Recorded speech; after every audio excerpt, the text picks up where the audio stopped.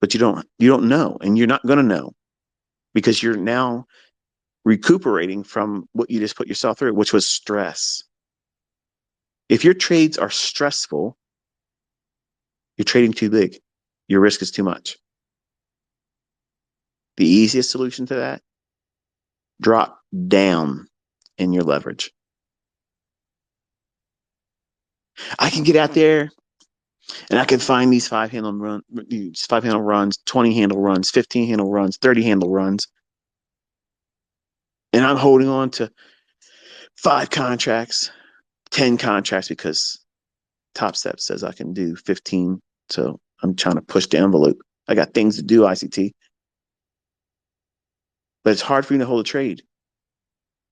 So I get out too early. What am I doing wrong? You're over leveraging. You're trading too big.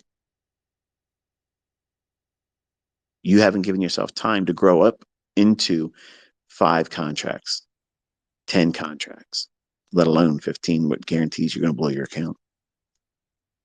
That's what they want. I want you to trade with 1 contract. Look what I did with the TD Ameritrade account last year.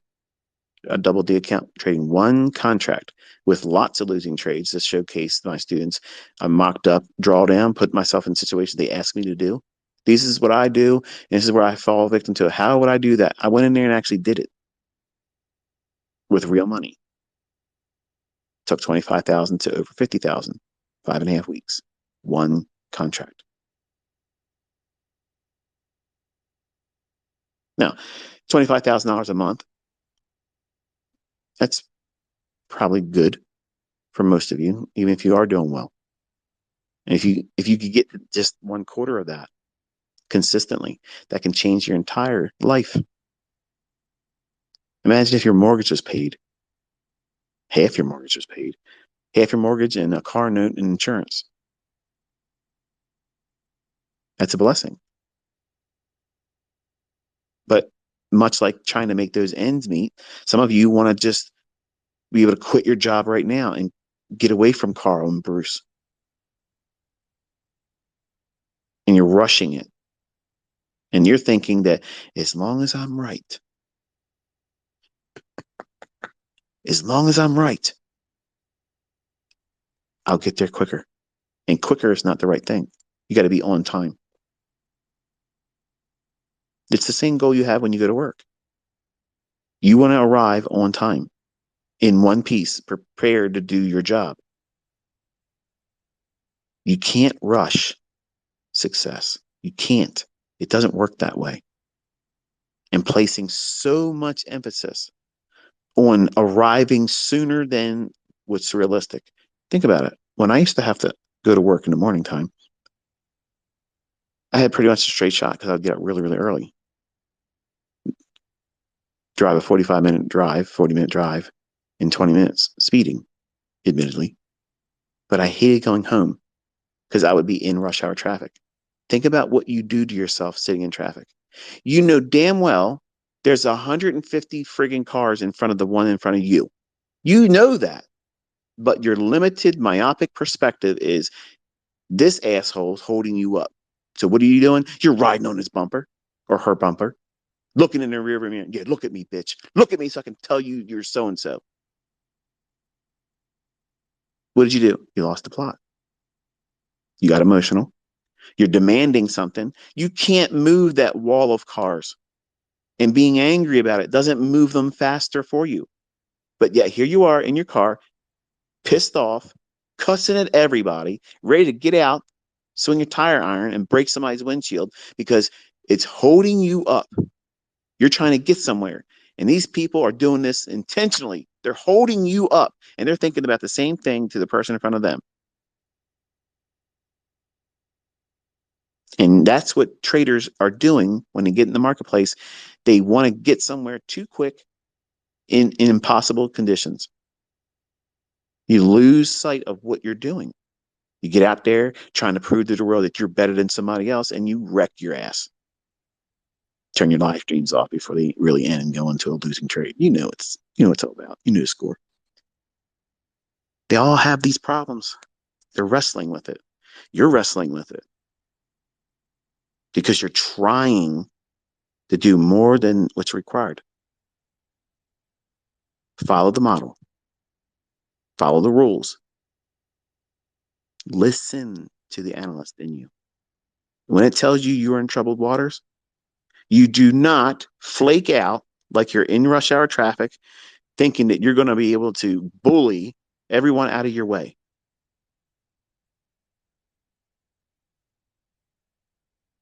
What do you do? Oh, you got all these good advice, ICT. What do I do when I'm stressing out in the car? Listen to ICT. How about that? How about that? Because if you can listen to me, even if you don't like me, complain about me. Oh, bitch, you're a demo baller. We don't see you trading a live account in live. Go ahead, put your attention there. I'm a therapy. Okay. Because if you're doing that, you won't get yourself in some kind of road rage event and you'll probably get home safely. And you won't be worrying about the traffic. You'll be distracted. And that's what the process does for those individuals that when they get in troubled waters and they're in their market and their trade is causing them anxiety. As soon as you take half off or close, if you can't do any partial half, what you have done is you've distracted yourself. You've removed that need to be right. But I could be making less money if it goes to my target. Yeah, you could. But what are you gaining? Peace of mind. You're engaging with a now resumed approach to holding no hard line. It has to be my way. When you first put the trade on, you may have had a clear vision about what it is you're expecting to see in the chart, how you're going to ride it to that profit objective, but something changed. And you have to be sensitive to that, allowing the analyst to speak to you through your conscience, say, okay, you know, this is probably not going to pan out right now. So what we should do is take half of this off, roll to stop to break even if it's not already there. Or if you have it in a trail position, don't squeeze it anymore. Just leave it there. If it turns on you and stops you there, who cares? I show you that it happens with me. I'm doing that to teach you. I'm showing you that. I can get in the trades and do full pulls, and that's all I'm going to do. But I'm a practical teacher. I'm telling you how to grow into that stage. You just can't do it right out of the box. You can't. Your mind won't let you. And the people that are highly opinionated about how this stuff doesn't work, I can't do it, you won't be able to do it, you're going to fail, they're not providing anything as an alternative with consistency. So why the fuck are you listening to them? You already have enough on your plate. You know what you're wrestling with. So turn off all of that static, white noise, and listen to your conscience. Your conscience is going to talk to you if you've been doing everything I'm telling you to do.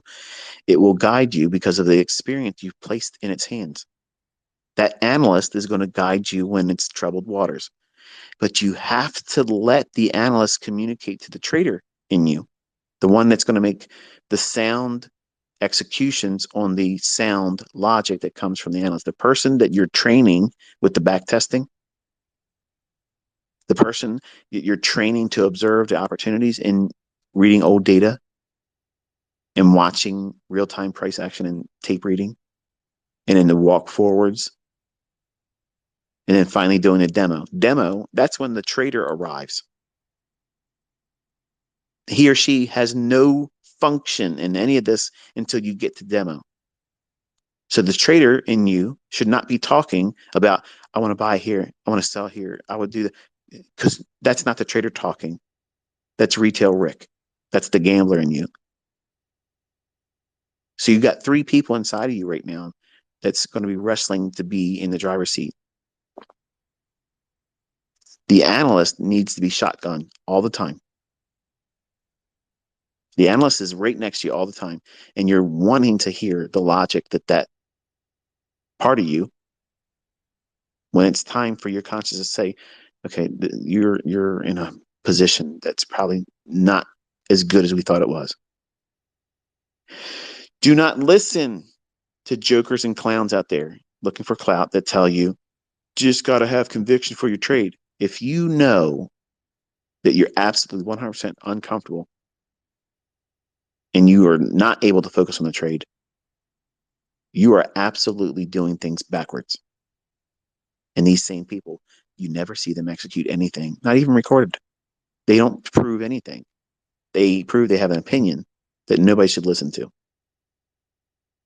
There's this clout police force that's forming, and they're out there trying to keep your attention from learning how to do this. And you're seeing people now bring in real receipts with real money, and now they're uncomfortable because they don't have that. They don't have anybody proving that what they're doing or what they've done is making them any money. See, we're getting into the thick of things here now. The rubber's meeting the road, coming down to the brass tacks. And those that are submitting themselves properly are getting results. And all the old things that they used to be able to say about what we do here, they're finding that it's being met with a bulletproof vest, and it's wrecking ball proof, atomic bomb proof. You can't beat proof with real money, with real receipts, with real interviews from companies that pay these individuals. I don't own any funded account, so I'm not scripting anything. So they're doing something right. And that's the following of the process and the model. And you hear it in their own testimonies that they struggled, just like you're struggling too, but they kept pressing forward. I'm sure they saw all the things and hear all the things that all of you hear. You're never going to get it. This is becoming retail. This is never going to be retail. Look how many people talk about it. That right there is a testimony. As long as we got all these people hating on the idea, it ain't going to be retail. They want you to think that because they're insecure. They want you to feel like this is the worst thing for you to be doing. You should be following their garbage, listening to their bullshit. Don't take partials. Trade animal patterns.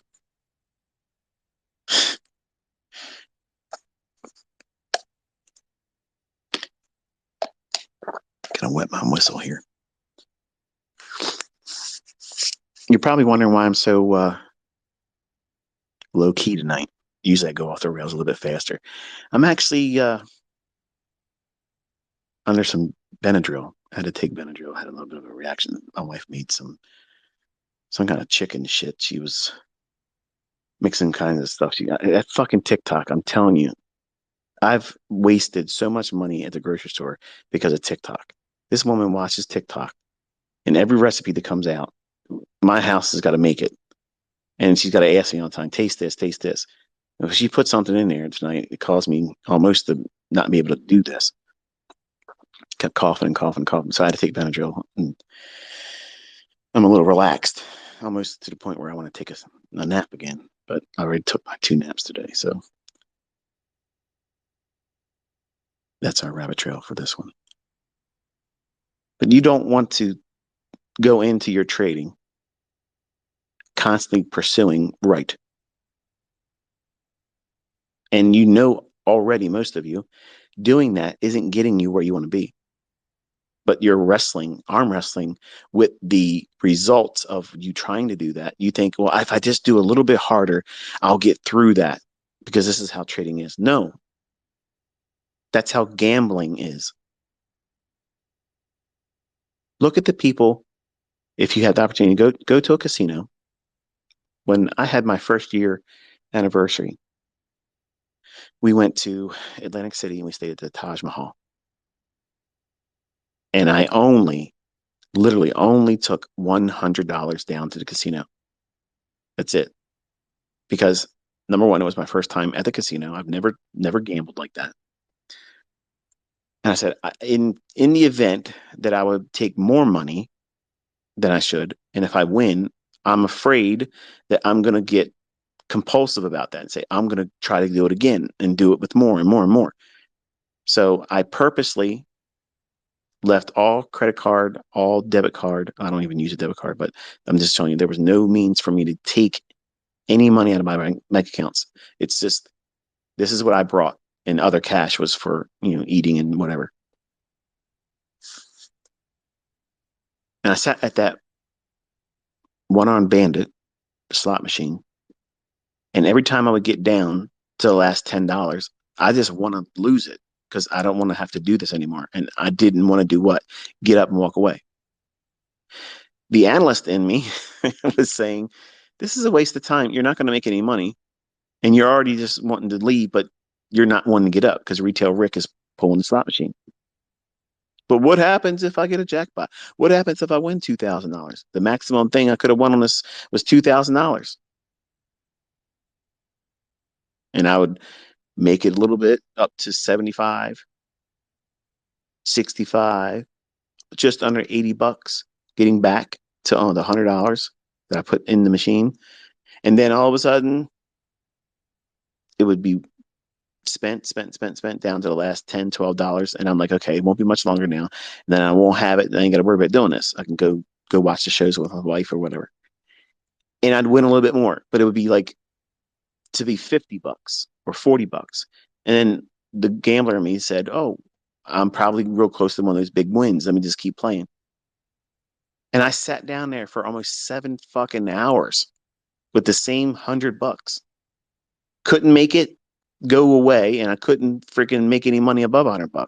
I never got it over $100. So I'm thinking to myself, this is stupid. Like, what the hell am I doing?